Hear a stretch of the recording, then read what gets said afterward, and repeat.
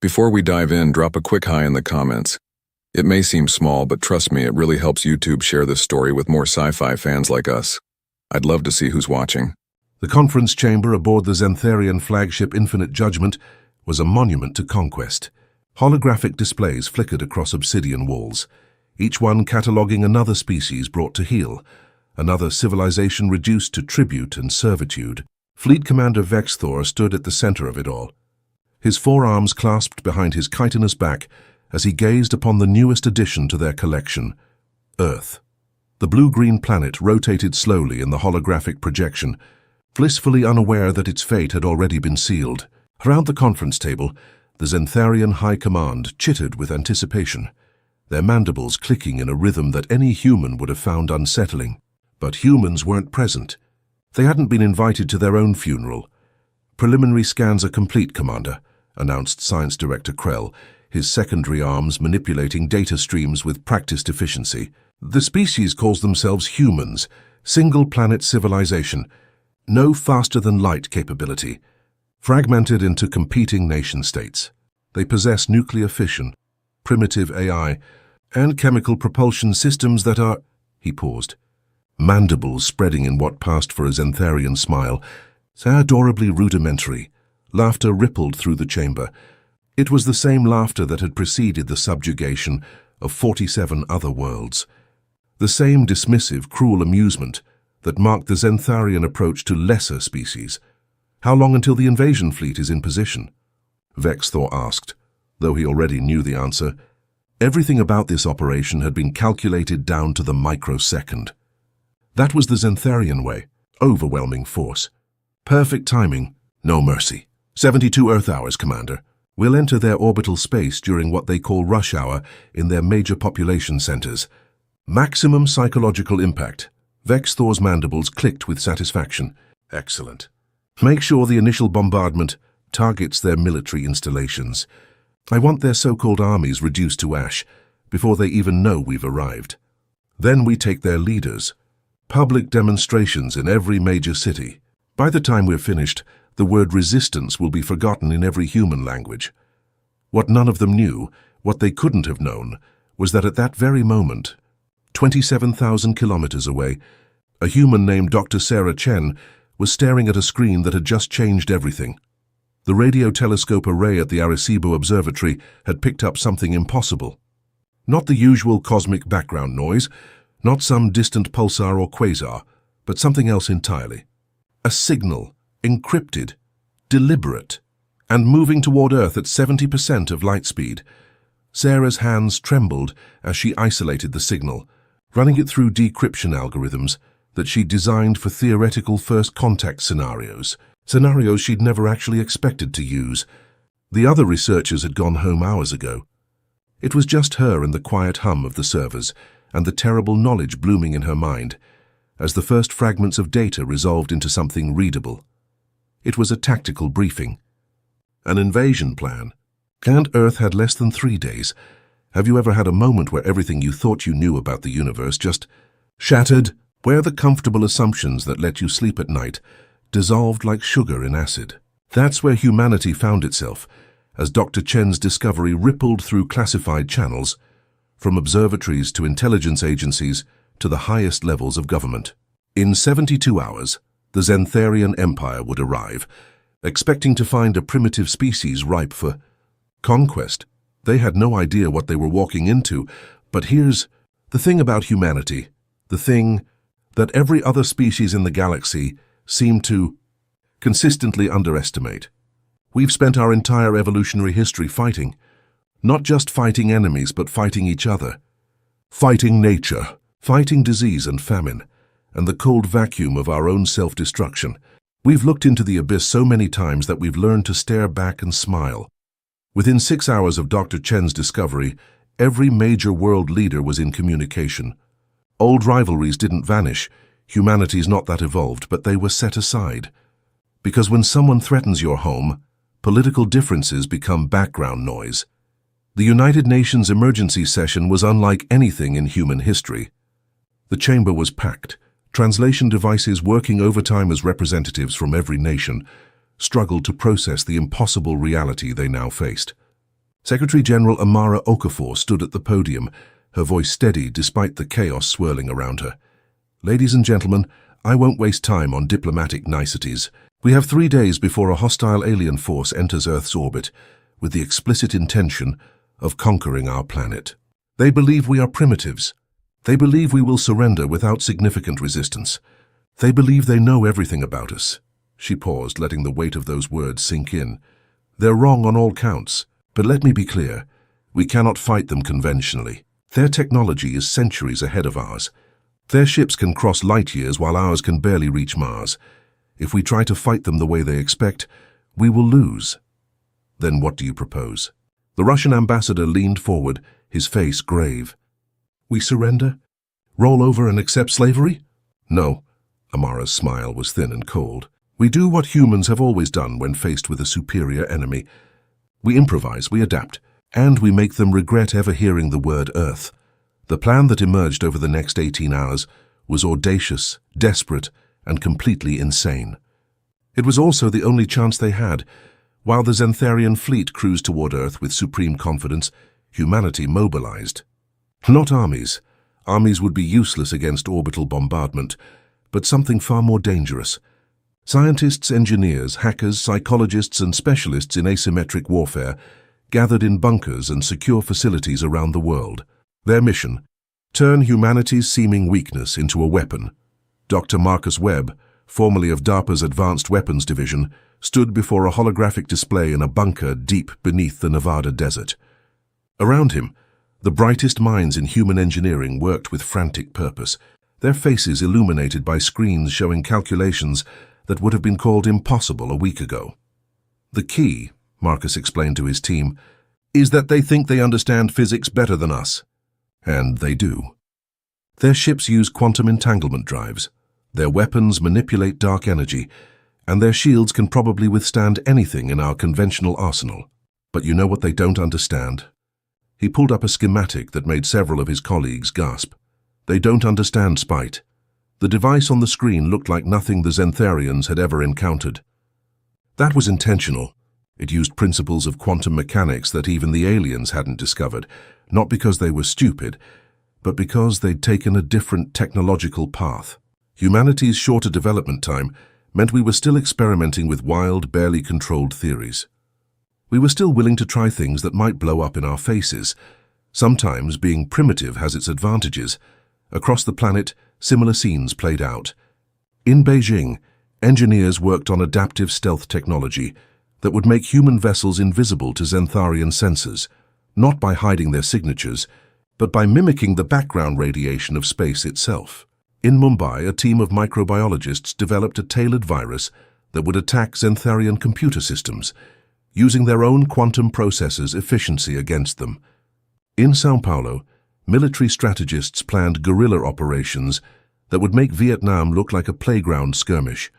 And in a small office in Tokyo, a linguist named Professor Kenji Tanaka made a discovery that would change everything. He'd been analyzing the intercepted Xantharian communications, not for tactical information. Others were handling that, but for cultural context. What kind of civilization launches a conquest fleet without even attempting diplomacy? What psychological factors drove such aggression? What he found made his blood run cold. The Xantharians weren't just conquerors, they were collectors. Every species they subjugated became part of their empire, yes, but more than that, they became part of the Xantharian cultural identity. Conquered species weren't enslaved in the traditional sense. They were absorbed. Their knowledge, their culture, their very identity was catalogued, studied, and then forgotten, reduced to exhibit items in some vast imperial museum. 47 species had vanished into the Xantharian Empire. 47 unique civilizations, each with their own dreams and art and philosophy, all reduced to historical footnotes. Kenji sat back in his chair, the weight of that knowledge pressing down on him. They weren't coming to enslave humanity. They were coming to erase it, unless humanity erased them first. The Xantharian fleet emerged from faster-than-light travel exactly on schedule, their ships materializing in high orbit with the precision of a surgical strike.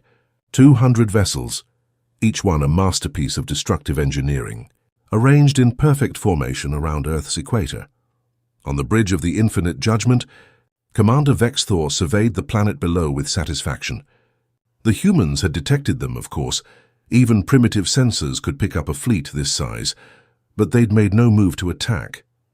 No missiles had been launched. No orbital defense platforms had powered up, because they didn't have any. "Open a channel to the planet," Vexthor commanded. "All frequencies. I want every human on that rock to hear what I have to say."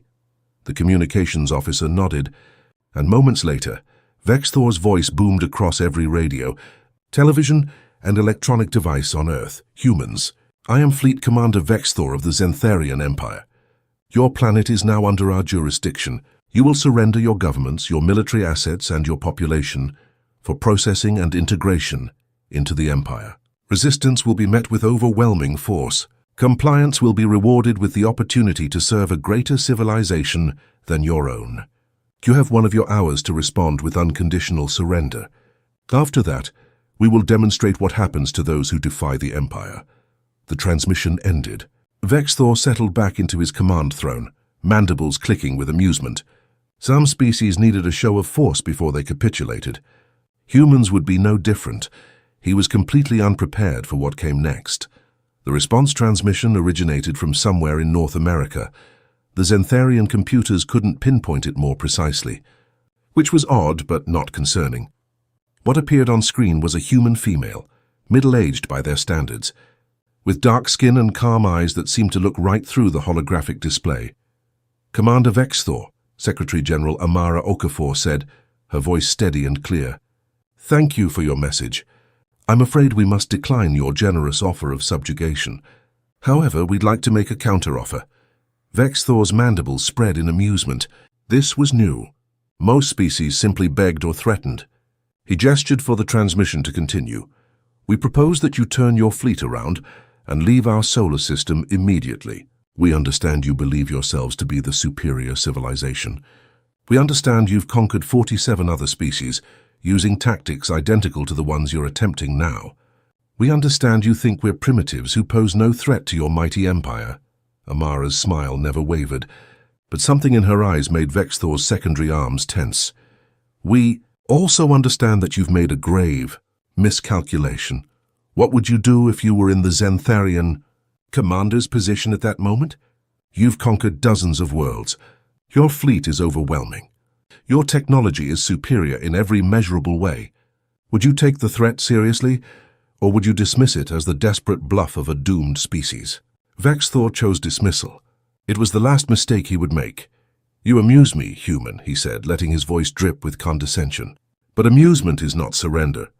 Your hour has expired. Allow me to demonstrate what defiance costs." He gestured to his weapons officer. "Target their largest city. Surface bombardment. Level everything within a 100-kilometer radius." The weapons officer's claws moved across the controls, charging the ship's main cannon with enough dark energy to vaporize a small continent. The barrel extended, targeting sensors locked onto Tokyo, and nothing happened. The weapons officer stared at his console in confusion. "Commander, the system isn't responding. It's as if..." His eyes widened. "The quantum processors are being corrupted. The targeting AI it's rewriting itself. I don't understand what..." "Switch to manual control," Vexthor roared. "Now!" But it was too late. Across the Xantharian fleet, a cascade of system failures rippled through ship after ship. Not the kind of failures that come from weapons fire or EMP blasts. Something far more insidious. The virus that the Mumbai team had developed wasn't just corrupting systems, it was learning, adapting, using the Xantharians' own quantum computing, power to evolve faster than their security protocols could respond. Within 90 seconds, 200 warships hung dead in orbit. Ellis crews frantically, trying to regain control while their computers essentially lobotomized themselves to prevent further infection. That's when Phase 2 began. If you'd been watching from the surface of Earth at that moment, you would have seen something extraordinary. Hundreds of small objects, no larger than automobiles, launched from hidden positions around the globe. Not missiles. The Xantharians would have detected and destroyed missiles easily. These were different. These were almost invisible to conventional sensors, because they weren't trying to hide. They were pretending to be space debris. The Xantharians realized their mistake when the first debris object reached their formation. Too late, they scrambled to reactivate point defense systems, but the virus had done its job too well. The object didn't explode on impact. Instead, it attached itself to the hull of a Xantharian cruiser and began broadcasting. Not a signal, a sound. Music, specifically, a recording of Beethoven's Ninth Symphony, played at frequencies that resonated with the Xantharian hull plating. Within seconds, the structural integrity of the ship began to fail, not from violence but from harmonic vibration. The aliens had designed their hulls to withstand plasma weapons and kinetic strikes. They'd never considered that sound itself could be weaponized. Throughout the fleet, ship after ship began to experience catastrophic structural failures as more sonic devices attached themselves and played their deadly songs. The Xantharians, so confident in their technological superiority, found themselves helpless against an attack vector they'd never even considered. In the command center beneath Nevada, Dr. Webb watched the tactical display with grim satisfaction. "That's for assuming we're stupid," he muttered, but Commander Vexthor was no fool. Yes, his fleet had been compromised. Yes, these humans had somehow turned his advantage into a liability. But he still had options. He still had troops.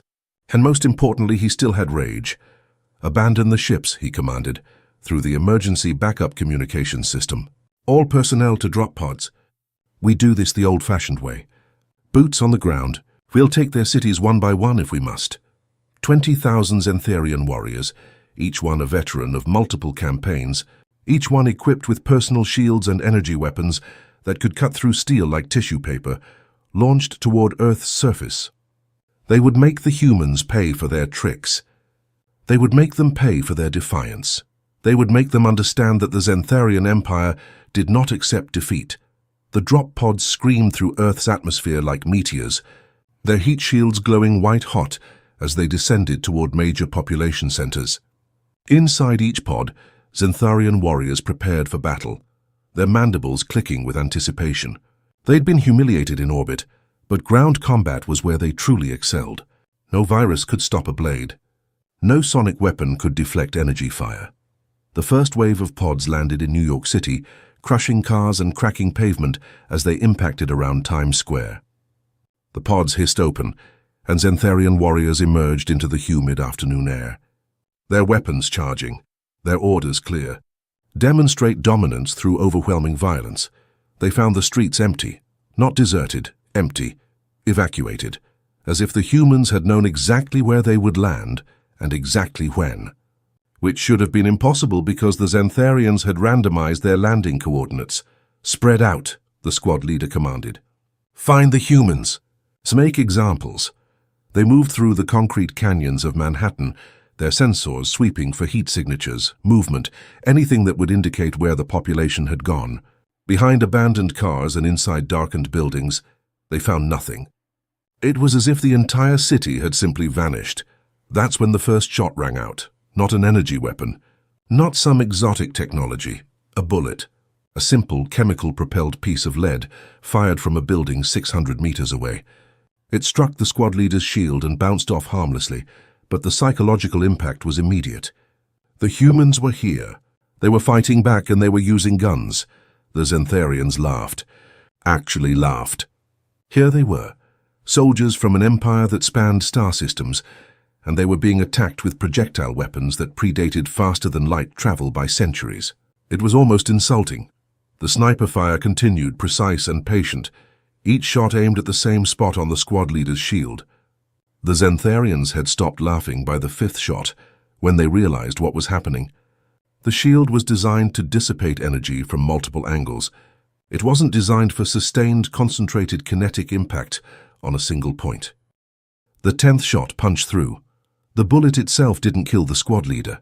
His exoskeleton was too tough for that, but the sudden failure of his shield sent a wave of unease through the unit.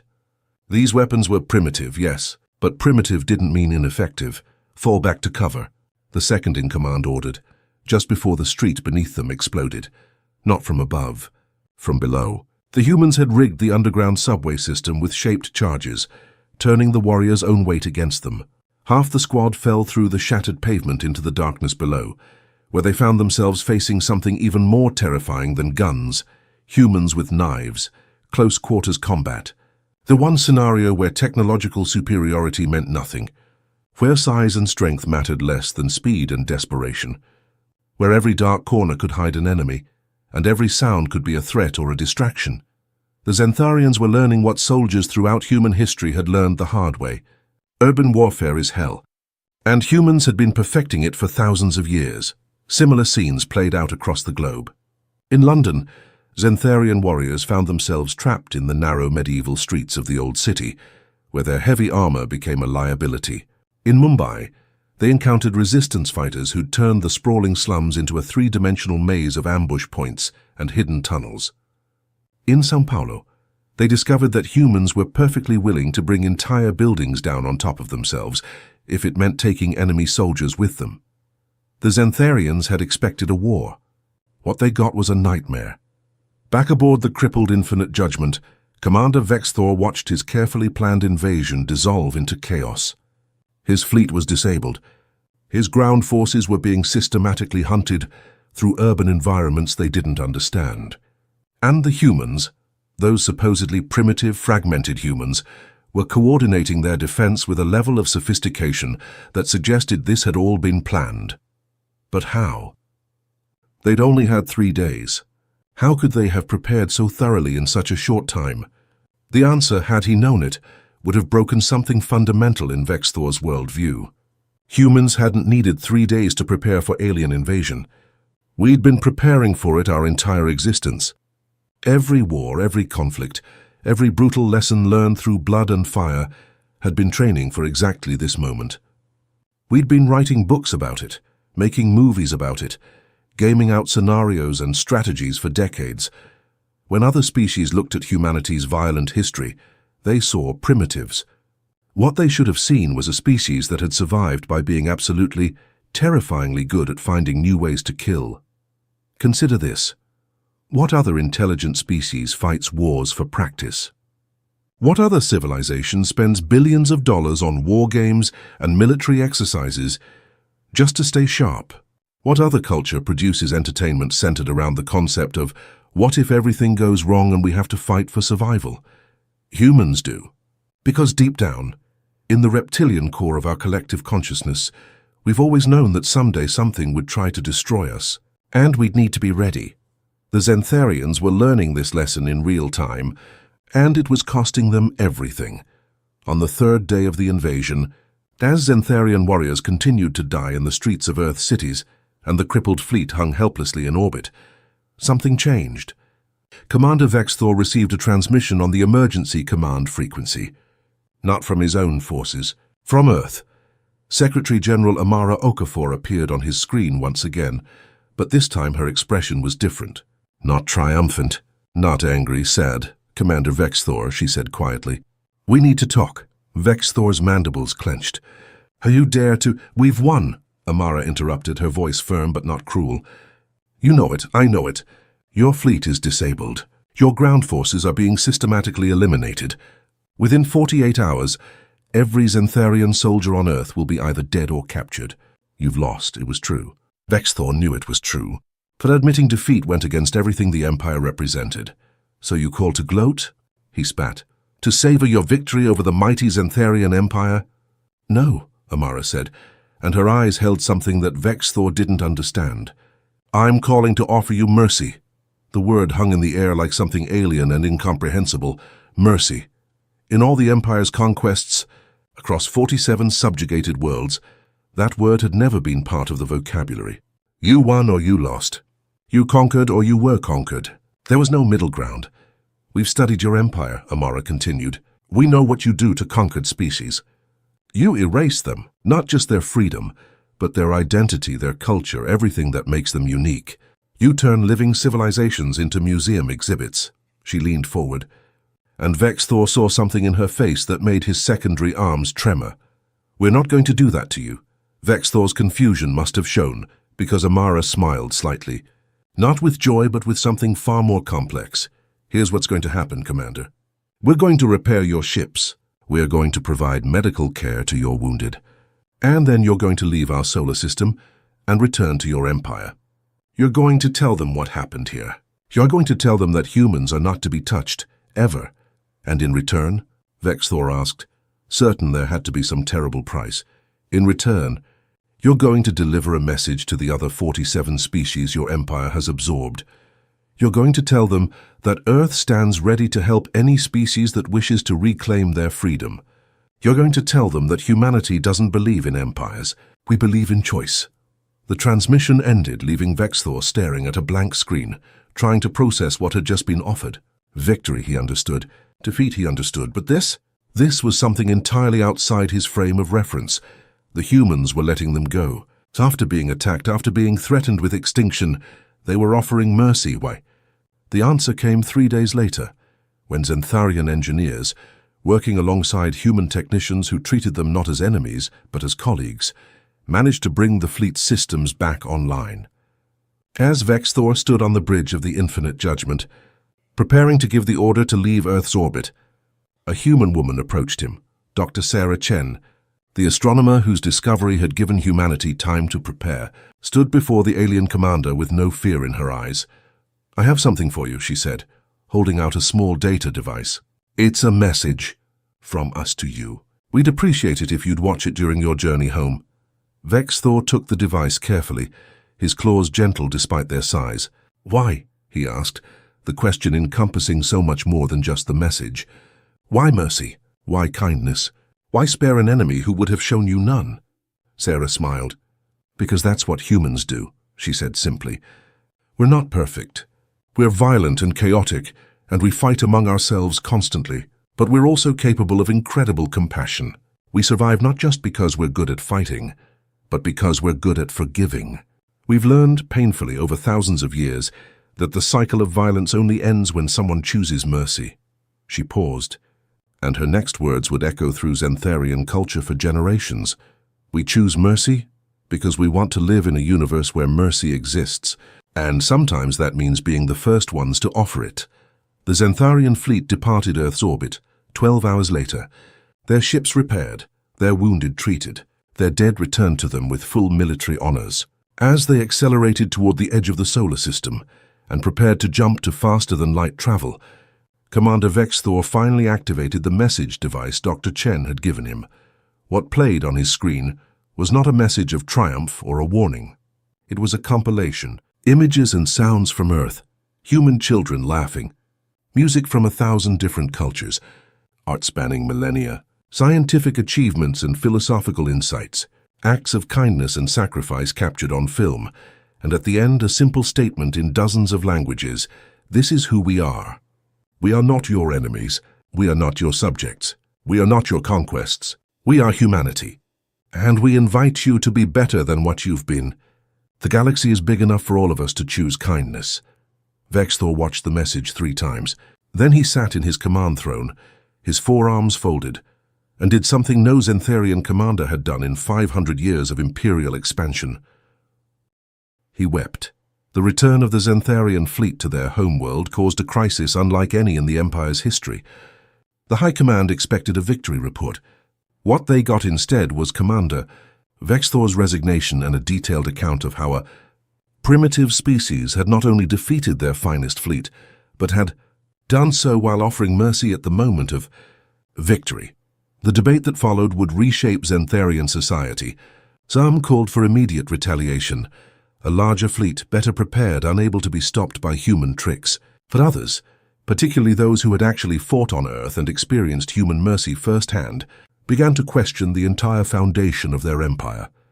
If humans could choose kindness after being attacked, what did that say about the Xantharians' choice to attack in the first place? The message Dr. Chen had provided spread through the Xantharian network like wildfire. And then, through channels the Empire couldn't control, it spread to the 47 subjugated species, to civilizations that had given up hope of ever being anything more than historical footnotes. They saw the humans.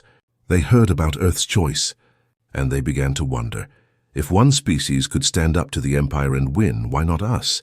6 months after the failed invasion of Earth, the first subject species declared independence. The Xantharian Empire, which had stood for centuries, discovered that domination is easy when no one believes resistance is possible. But once hope enters the equation, once someone demonstrates that the emperor has no clothes, the entire structure begins to crumble. Within a year, the empire had fractured. Not through violence. Humanity had made sure of that, sending diplomats and mediators to facilitate peaceful transitions, but through the simple, radical idea that people should be allowed to govern themselves.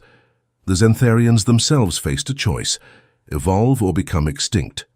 Many chose evolution. They began dismantling their military-first culture, reaching out to former subject species, not as masters but as equals. It was painful. It was humiliating. It was necessary. And through it all, humanity watched and helped where we could, but never imposed. We'd learned that lesson too. Freedom means nothing if it's forced upon you. 2 years after first contact, Earth received its first official diplomatic delegation from what was now called the Xantharian Cooperative. Commander Vexthor, now Ambassador Vexthor, stood before the United Nations General Assembly. His forearms spread in a gesture of peace. "We came to you as conquerors," he said. His voice translated into every human language. "We believed ourselves superior in every way. We were wrong.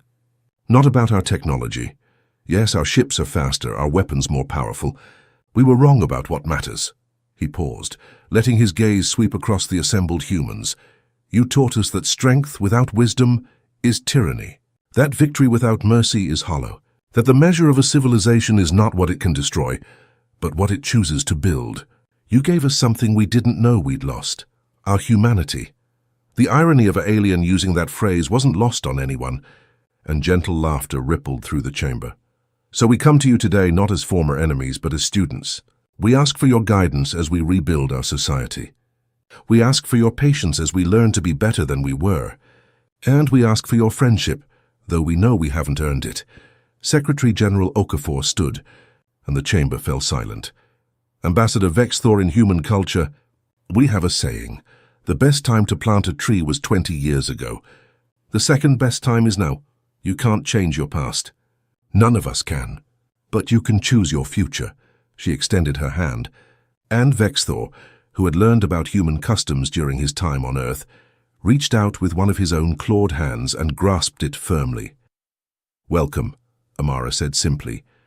"Let's build something better together."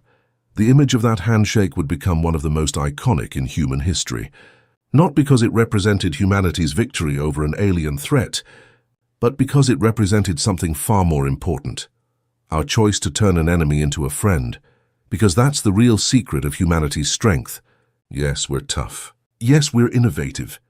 Yes, we're stubborn and creative, and surprisingly good at asymmetric warfare. But none of that matters as much as our capacity for forgiveness. We've spent our entire history hurting each other and then finding ways to move forward anyway. We've turned bitter enemies into allies, not through force but through the radical act of choosing to believe that people, any people, human or otherwise, can change. Think about it. Right now on Earth, nations that once dropped atomic bombs on each other are trading partners. Cultures that fought religious wars for centuries live side by side in peace. We're not perfect at it. We still have conflicts, we still struggle with old hatreds, but we keep trying.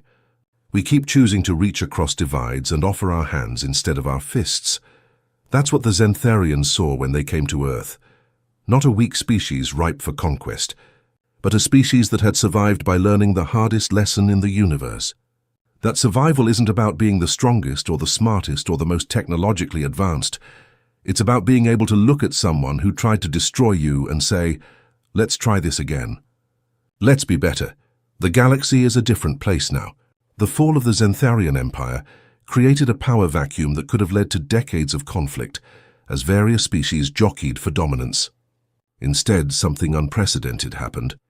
Guided by human diplomats and former Xantharian administrators who'd learned the value of cooperation, the freed species formed what they called the Galactic Cooperative, a loose confederation based not on military might but on mutual aid and shared resources. Humanity joined the cooperative not as leaders but as equal partners. We shared our technology freely, even though it was still primitive compared to many other species. Turns out, primitive solutions are sometimes better than advanced ones. Sometimes a problem doesn't need quantum computing. It needs a hammer and someone willing to use it. The cooperative's founding principles were simple. No species shall subjugate another. No technology shall be hoarded. No voice shall be silenced. And perhaps most importantly, mercy shall always be offered first. They called them the human principles, which both embarrassed and honored us. We pointed out that we hadn't invented compassion. Every species had the capacity for it. We'd just been forced to learn its value the hard way. Dr. Sarah Chen, the woman whose discovery had given humanity time to prepare for the Xantharian invasion, eventually became humanity's first ambassador to the cooperative. In her inaugural address, she told a story that resonated across species lines. "When I was a child," she said, "I asked my grandmother what made humans special. She told me it wasn't our intelligence. Dolphins are intelligent. It wasn't our use of tools. Crows use tools. It wasn't even our art or music or language. Many species have those. What makes humans special," she said, "is that we're the only species that looks at our mistakes and actively tries to do better next time." Sarah paused, her eyes reflecting the lights of 100 different starships, visible through the station's viewport. "I think she was wrong," she continued. "Not about humans trying to do better. That part's true. But about us being the only ones. Every species here has that capacity. The Xantharians proved it. They came to Earth expecting to conquer, and they left having learned. That's not a human trait. That's a universal one. The capacity for growth, for change, for choosing mercy over vengeance, that belongs to all of us. So let's not call them human principles. Let's call them what they really are, common principles. The things that unite thinking beings across the galaxy. And let's promise here and now that we'll uphold them.